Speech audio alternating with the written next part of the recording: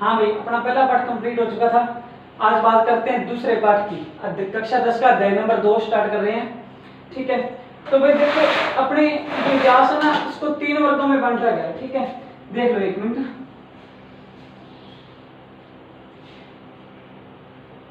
देखो, ये आप जाता है प्राचीन काल, ये मध्यकाल, ये आधुनिक काल, यानी कि जो वर्तमान में चल रहा है। ठीक है, प्राचीन काल में पहला अध्याय जो था वो था, प्राचीन काल के अंदर वो कंप्लीट हो चुका, आपने पहला पाठ पढ़ लिया। दूसरा मध्यकाल, यानी कि दूसरा पाठ जो है मध्यकाल का पढ़ेंगे, तीसरा इसके बाद में जो आएगा। ठीक है, तो देखो, पाठ का नाम है संघर्षकालीन भारत, 1206 ईस्वी से लेकर के 1757 तक का, यानी कि संघर्षकालीन, यानी कि भारतीयों ने जो संघर्ष किया था उसके बारे में है। संघर्षकालीन भारत, यानी कि भारतीयों का जो संघर्ष है उसके बारे में ही ये पाठ है। जो भारतीयों ने किस तरीके से संघर्ष किया था विदेशी सत्ताओं का, या दिल्ली के अंदर जो सत्ता थी उनका किस तरीके से सामना किया गया था। ठीक है, तो शुरुआत में देखो भाई, सबसे पहले क्राइम के युद्धों के बारे में अपने पढ़ाई है, पीछे पढ़ के आए हैं। तो 2 युद्ध हुए थे क्राइम के प्रसिद्ध। 1191 में पृथ्वीराज चौहान जीत गया था मोहम्मद गौरी से, और 1192 में मोहम्मद गौरी जीत गया था पृथ्वीराज चौहान से। और मोहम्मद गौरी ने क्या है, पृथ्वीराज चौहान को मार डाला था। ठीक है, तो उसके बाद में देखो, जो मोहम्मद गौरी था ना, वो अपना एक गुलाम भारत के अंदर छोड़ गया था।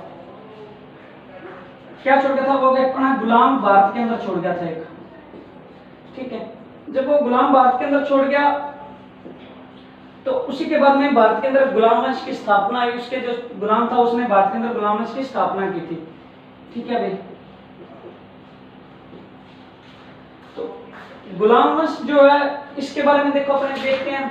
गुलाम वंश चलता है भाई 1206 ईस्वी से लेकर के 1286 ईस्वी तक चला था गुलाम वंश। इसका अन्य नाम इलबरी वंश भी है भाई। ठीक है, इसको इलबरी वंश भी बोलते थे, या यामिनी वंश भी बोलते थे। यामिनी या इलबरी वंश जिसका नाम है गुलाम वंश का। ठीक है, तो इसके अंदर जो जो शासक हुए थे उनके बारे में पढ़ते हैं। ठीक है, तो देखो, इसके अंदर जो गुलाम वंश है, इसके अंदर कुल 11 शासक हुए थे। ठीक है, 11 शासकों में अपनी कक्षा 10 की बुक में सिर्फ 4 शासकों के बारे में दे रखा है, तो अपने उन 4 शासकों के बारे में पढ़ना है। ठीक है, तो स्टार्टिंग करते हैं। अलग अलग वंशों को अपने उठाएंगे। सबसे पहले गुलाम वंश के बारे में देखते हैं।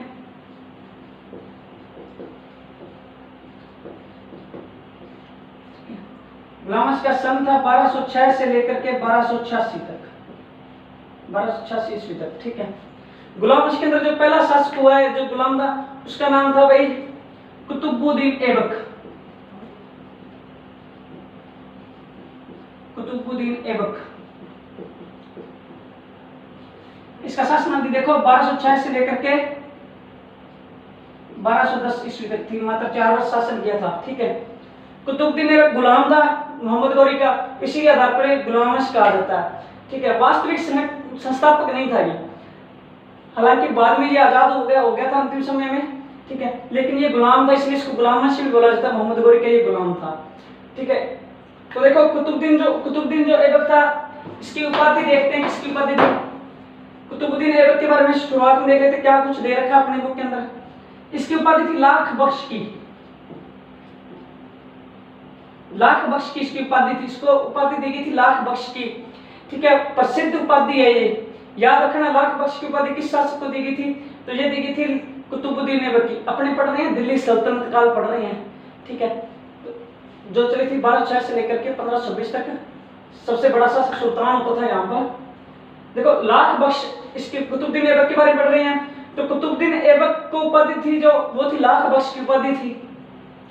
दूसरी बात, इसकी राजधानी लाहौर थी। दिल्ली तो ये 1-2 बार आया था, चलता फिरता इधर उधर चक्कर लगा गया, 2-4, कोई बड़ा मैटर नहीं था, ये लाहौर ही रहा था। ठीक है, लाख बख्श की उपाधि थी, लाहौर इसकी राजधानी थी। राजधानी पूछ सकता है कुतुबुद्दीन ऐबक की राजधानी कौन सी थी, तो राजधानी कौन सी थी? राजधानी लाहौर थी इसकी। तो इसने जो मुख्य कार्य करवाया था, बख्तियार काकी की याद में, इन्होंने सूफी संत ख्वाजा बख्तियार काकी जो था उसकी याद में कुतुबुद्दीन ऐबक ने कुतुब मीनार बनवाई थी। देखो कितना आसान पड़ता है, कुतुबुद्दीन ऐबक ने कुतुब मीनार बनवाई थी। ये शुरुआत की थी, नींव रखी थी, पहली मंजिल बनाई थी, बाकी आगे की मंजिल बनाई थी इल्तुतमिश ने। ठीक है, तो कुतुब मीनार बनवाई किसने बनाई थी? ये कुतुबुद्दीन ऐबक ने कुतुब मीनार बनवाई थी। किसकी याद में बनाई थी? बख्तियार काकी की याद में बनाई थी। सूफी संत ख्वाजा बख्तियार काकी, उसकी याद में कुतुब मीनार बनवाई थी। उसकी पहली मंजिल बनवाई थी, आगे का भाग जो था इसके बाद जो आया था इल्तुतमिश, उसने पूरी की थी। ठीक है, ये अपने यही दे रखा है इसके बारे में। जो कुतुबुद्दीन ऐबक का दोबारा देखो, कोई बड़ी मैटर नहीं, छोटी छोटी चीजें रखे। शासन अवधि 1206 से लेकर 1210 तक थी। उपाधि इसकी लाख बख्श की थी। राजधानी इसकी लाहौर थी। इसने बख्तियार काकी की याद में कुतुब मीनार बनवाई थी भाई। ठीक है, इसकी नींव रखी गई थी। पहली मंजिल का निर्माण कुतुब मीनार का कुतुबुद्दीन ऐबक ने बनवाया था। और देखो 1210 में 10 ईस्वी में चौहान, जैसे पोलो है ना, पोलो घोड़े पर बैठकर खेला जाता है, कई बार टीवी वगैरह में चलता है। ठीक है, तो घोड़े पर बैठ के वो खेला जाता है। एक हॉकी सी होती है लंबी सारी, नीचे गेंद होती है, बॉल होती है, तो वो खेला जाता है। ठीक है, तो यानी उसको वर्तमान में पोलो बोलते समय चौगान भी बोलते थे। तो इनकी वर्ष 10 ईस्वी में चौगान खेलते हुए ये घोड़े से गिर गया और इसकी मृत्यु हो गई। कब हुई थी मृत्यु इसकी? कुतुबुद्दीन ऐबक की वर्ष 10 ईस्वी में कैसी हुई थी? चौगान खेलते हुए ये घोड़े से गिरकर मर गया था। ठीक है, इसकी मृत्यु हो गई। ठीक है भाई, तो ये था कुतुबुद्दीन ऐबक। अब इसके बाद वाला शासक है जो उसके बारे में पढ़ते हैं, जो दे रखा आपने।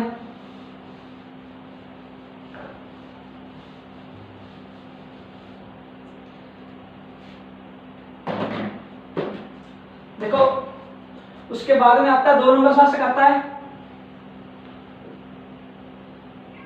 इल्तुतमिश। इल्तुतमिश जो है, इसका शासन अवधि थी 1210 ईस्वी से लेकर के 1236 ईस्वी तक। ठीक है भाई, इल्तुतमिश की अवधि थी 1210 से लेकर के 1236 ईस्वी तक इसकी अवधि थी। ठीक है, ने शासन किया था। ये कुतुबुद्दीन ऐबक का क्या था? दामाद था। कुतुबुद्दीन ऐबक का ये क्या था? ये दामाद था उसका। इसने आगे की मंजिल जो थी कुतुब मीनार, उसका निर्माण करवाया था। और ये मुस्लिम जो राज्य था उसका वास्तविक संस्थापक था। वास्तविक संस्थापक किसको बोला जाता है? इल्तुतमिश को। मुस्लिम साम्राज्य का वास्तविक संस्थापक था। वास्तविक संस्थापक था ये। वास्तविक संस्थापक था किसका? मुस्लिम साम्राज्य का ये वास्तविक संस्थापक था। ठीक है भाई, ये कुतुबुद्दीन ऐबक का दामाद था। कुतुबुद्दीन का क्या था? ये दामाद था। मुस्लिम साम्राज्य का वास्तविक संस्थापक किसको बोला जाता है? इल्तुतमिश को बोला जाता है भाई। और इसने क्या है, देखो दुर्ग जीते थे अलग अलग। ठीक है, 1223 ईस्वी में इसने मालवा पर अधिकार करके बिल्ला के दुर्ग को जीता था। ठीक है भाई, 1223 ईस्वी में इसने क्या किया था? मालवा पर अधिकार करके बिल्ला का दुर्ग जीता था। बिल्ला दुर्ग जीता।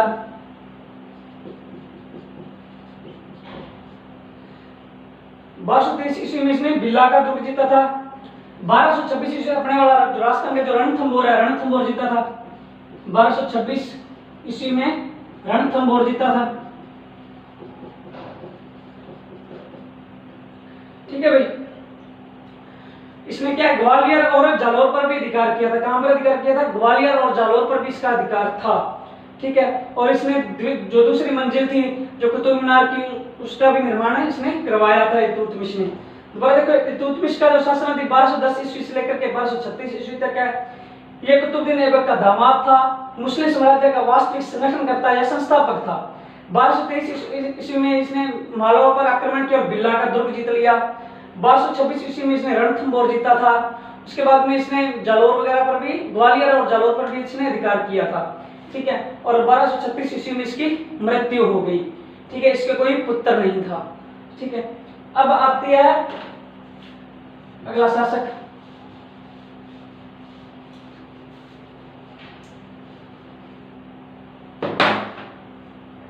रजिया सुल्तान।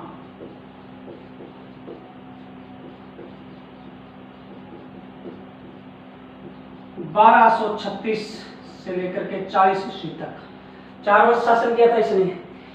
ये क्या है, इल्तुतमिश की पुत्री थी, उसके पुत्र, तो ये क्या शासक बनेगी, दिल्ली की गद्दी पर बैठेगी। दिल्ली की गद्दी पर बैठने वाली प्रथम और अंतिम महिला शासक कौन थी? रजिया सुल्तान थी। प्रथम और अंतिम महिला जो दिल्ली की गद्दी पर बैठी थी वो कौन थी? रजिया सुल्तान थी। कहते हैं अगर ये पुरुष होती ना तो बहुत विकास करती देश का भी और अपने साम्राज्य का भी। ठीक है, अब देखो अमीर वहां पर रहते थे, जो अमीर दलों का एक समूह था, तो वो एक से नाराज था क्योंकि ये महिला थी और महिला को गद्दी पर बिठा दिया गया था। अब विरोधी तो थे ही, विरोधियों ने विरोध करना ही था। ठीक है, तो उसके बाद में देखो इसने क्या है, इनकी पर्दा प्रथा त्याग दिया। जो महिलाएं पर्दा नहीं पहनती, पर्दा प्रथा त्याग दी थी।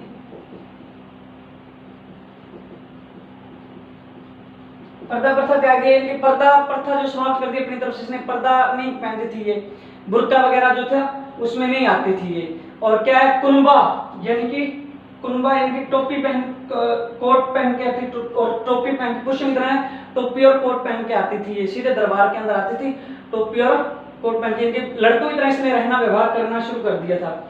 ठीक है भाई, यानी कहने का भाव कुबा यानी कोट में रहने लगी थी, कोट में रहती थी। ठीक है, और इसने क्या पर्दा हटा दिया था, पुरुषों की तरह रहने लग गई, उनकी तरह राज दरबार आयोजित करती थी, पर्दा को त्याग दिया, कुबा कोट में रहती थी और टोपी वगैरह पहन के ही आती थी शासन के अंदर, वो उसी तरह शासन करती थी। और देखो इसके चारों तरफ विरोधी थी तो इसने भी राजनीति करना शुरू कर दिया थोड़ा सा। तो इसने क्या किया भाई, अबिसिनिया का एक निवासी था, ठीक है, याकूत जब अबिसिनिया का निवासी था, उसको क्या घोड़े नहीं होते अश्वशाला का प्रधान नियुक्त कर दिया। अश्वशाला का प्रधान नियुक्त किया। याकूत को अश्वशाला का प्रधान नियुक्त किया। इससे क्या मुसलमान जो थे, इस्लाम जो था, जो दूसरे अमीर दलों का एक समूह था, वो इससे बहुत ज्यादा भड़क गए। जनता की तरह हालांकि ठीक लोकप्रिय थी, काफी लोकप्रिय थी, लेकिन जो मुसलमान जो इसके शासक थे या भी थे, वो इसको एक महिला को शासन कैसे कर सकती है, जो वो सोच थी उनकी, तो वो इसको शासन काल से हटाना चाहते थे किसी भी तरीके से। एक महिला नहीं शासन कर सकती इस तरीके से। ठीक है, हालांकि ये पुरुषों की तरह रहने लग गई थी। उसने क्या याकूत जो था उसको अश्वशाला का प्रधान नियुक्त किया। इससे क्या अमीर जो दल था, अमीरों का जो दरबार के अंदर भी रहते थे, बड़े बड़े पदों पर विराजमान थे, तो उन्होंने इसका विरोध शुरू कर दिया। ठीक है, और इसने क्या अल्तुनिया से विवाह किया। अल्तुनिया नामक व्यक्ति था, अल्तुनिया से विवाह किया था।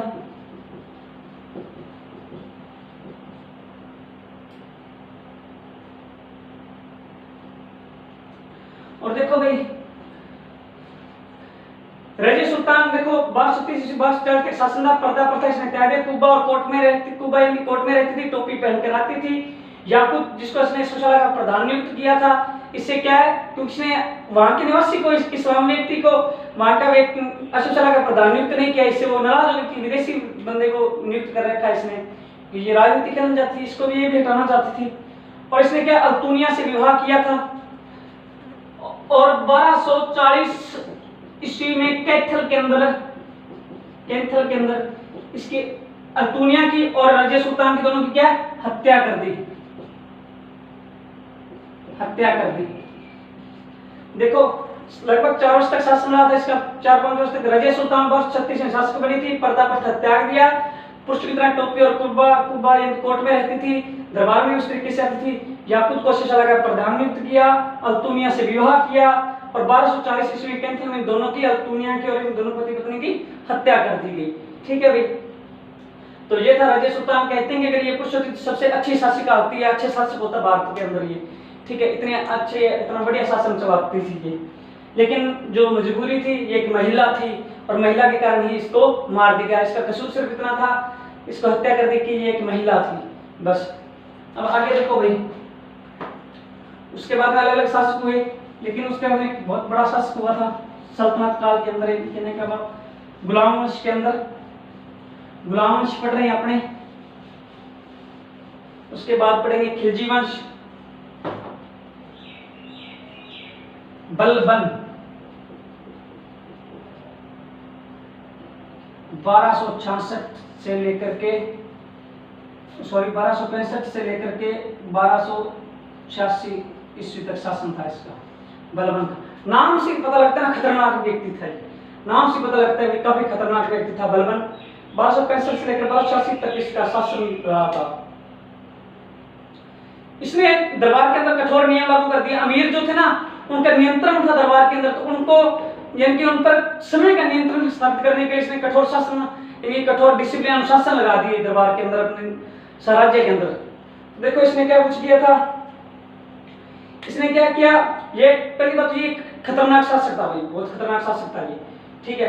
तो इसके बारे में दूसरी बात जो है वो पढ़ो, इसने क्या मंगोलों का सामना करने के लिए, मंगोलों का सामना करने के लिए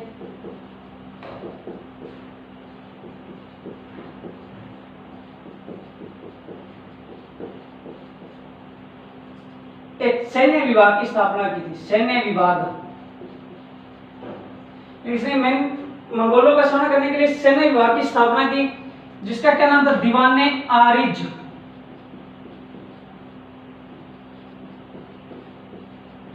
दीवाने आरिज, यानी कि मंगोलों का सामना करेंगे, इसने सैन्य विभाग की स्थापना की। किसकी स्थापना की, दीवाने आरिज की। पूछ सकते दीवाने आरिज की स्थापना किसने क्यों की थी, बलबन ने की थी। मंगोलों का सामना करने के सैन्य विभाग बनाया, उसका नाम था दीवाने आरिज, ठीक है। दूसरी बात देखो, इसने क्या दरबार के अंदर सिजदा और पाबोस की प्रथा प्रारंभ की थी। कौन सी, सिजदा, मैं बताता हूं क्या होती है सिजदा और पाबोस। सिजदा और पाबोस की प्रथा आरंभ की।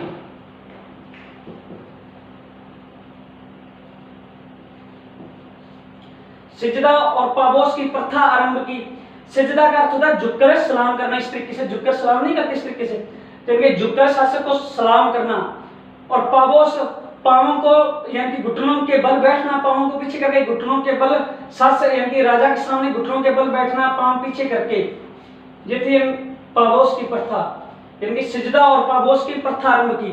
और बलबन का मानना था कि जो राजा होता है वो धरती पर ईश्वर का प्रतिनिधि होता है, तभी तो वो शासक है, आम लोगों से वो भिन्न है, ठीक है भाई। और इसने और क्या किया था, सबसे बड़ी लोहा और रक्त की नीति आरंभ की थी। लोह व रक्त की नीति, ये कई बार प्रश्न आ चुका है। लोह व रक्त की नीति आरंभ किसने की थी, तो बलबन ने की थी। इसने क्या किया, लोह व रक्त की नीति आरंभ की। इसके अंतर्गत क्या होता था, पुरुषों को मार दिया जाए, कोई विद्रोह करता थोड़ा बहुत जैसे, तो क्या होता था, पुरुषों को मार देते थे और बच्चों को गुलाम बना लिया जाता था। एक लोह रक्त की नीति थी, सीधा ही तुरंत डिसीजन होता था, कोई विरोध करता है या किस तरीके का भी डाउट है किसी पर, तो उसको तुरंत मार दो पुरुष को, और बच्चों को, उनके जो बच्चे हैं परिवार है उनका, उनको गुलाम बना लिया जाए।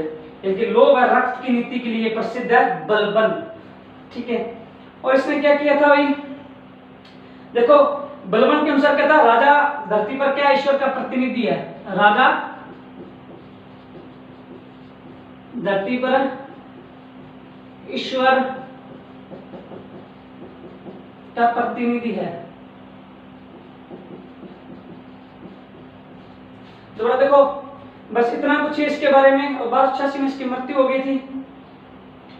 दोबारा देखो भाई, इसका राजतत्व सिद्धांत यानी कि राजा का सिद्धांत तो बहुत प्रसिद्ध रहा है बलबन का। तो बलबन के बारे में देखो, 1265 से लेकर 1286 तक शासन था, खतरनाक शासक था। इसने क्या किया, मंगोलों का सामना करने के लिए सैन्य विभाग की स्थापना की, ठीक है, जिसका नाम था दीवाने आरिज। इसने सिजदा और पाबोस की प्रथा आरंभ की थी, क्योंकि सिजदा का अर्थ होता है झुककर सलाम करना, और पाबोस घुटनों के बल बैठना राजा के सामने। और लोह व रक्त की नीति आरंभ की थी इसने। इसका मानना था कि राजा धरती पर ईश्वर का प्रतिनिधि होता है। और 1286 में इसकी मृत्यु के साथ ही जो गुलाम वंश था सल्तनत शासन के अंदर, वो समाप्त हो गया। इसके बाद में आता है खिलजी वंश। खिलजी वंश को अपने कल पढ़ेंगे, ठीक है। कोई बड़ा मैटर नहीं है, बिल्कुल आसान है, 2-3 बार देखो, कोई दिक्कत नहीं है। कुतुबुद्दीन ऐबक, इल्तुतमिश, रजिया सुल्तान और बलबन, 4 ही शासकों के बारे में पढ़ना है अपने, ठीक है। तो ये हो जाता है, गुलाम वंश अपना कंप्लीट हो गया अभी, ठीक है भाई। अच्छी तरीके से देख लेना, याद कर लेना।